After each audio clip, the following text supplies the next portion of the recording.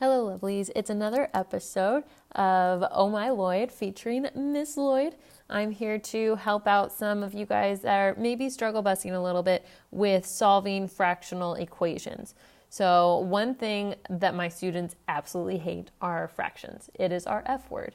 And I also have a saying, though, that my students are not allowed to complain about something unless they're willing to do something about it.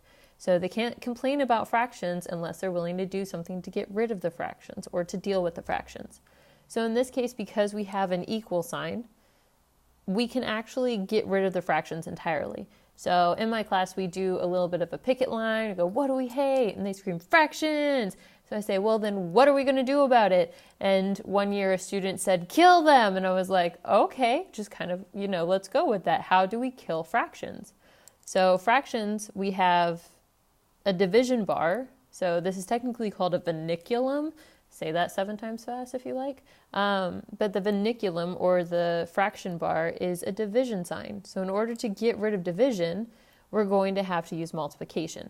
So in order to kill all of the fractions, we need to multiply something by something that is going to eliminate everything in the denominator. So when we have polynomials like that, like this, first thing I want to do is figure out exactly what is in the denominator. So for this case, I'm going to need to factor any of my actual polynomials. So this first one, I have a binomial, which is fine. It's just an a minus 3. So the other one's an a plus 3. The a squared minus 9, though, I know I can break up, I can factor. So I need to figure out what factors I can multiply everything by in order to get rid of all these fractions. So this is a difference of squares. So I know this is technically a minus 3. A plus 3.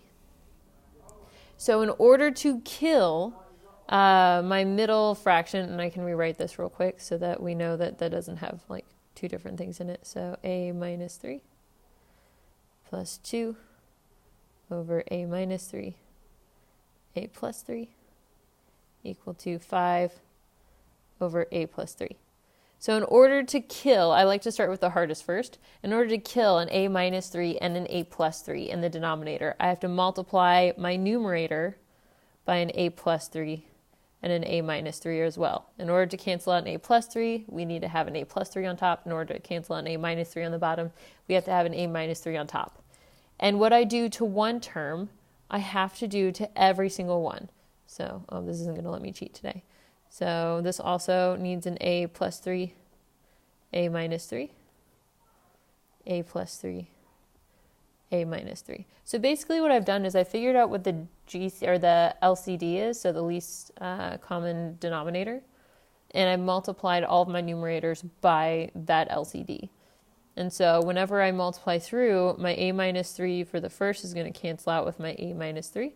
So I'm going to be left with just my a plus 3 times 1. In the middle, my a minus 3s will cancel out top and bottom. A plus 3s cancel out top and bottom. So now I'm just left with that plus 2. And then last bit here, my a plus 3 cancels out with my a plus 3, leaving me just with a 5 times that a minus 3 that's left over. So remember, we multiplied all those numerators. So after I cancel out, whatever's left is still going to be multiplying together. So now I just have a plus 3 plus 2 equal to 5a minus 15. So now I don't have any more fractions. That was the goal. I can solve this like a normal linear equation now, since I just have an a. Sometimes, depending on what you have in the numerator, you could end up with more polynomials that you may have to factor, so you could have multiple solutions. So finishing this up, I have a plus 5 equal to 5a minus 15. So I'm going to move some things across my equal sign. So I'll add that 15 over, subtract my a. So I have 20 equal to 4a. So I know my a is going to be equal to 5 whenever I divide that 4 over. And so the last thing we want to do is triple check our solution in the denominator. So I can just kind of eyeball it here. So what I'm checking for is to make sure that I'm not making my denominator equal to 0. That would give us an extraneous solution. It would make the world explode. There would be no more tacos. And I really like this planet because it has tacos. So here, whenever I plug in the 5, I wouldn't end up with a 0 in any of my denominators, so this is an alright solution. And we're done. So if you like this video, click like, maybe send it off to a friend, make sure you subscribe, and may the force be with you.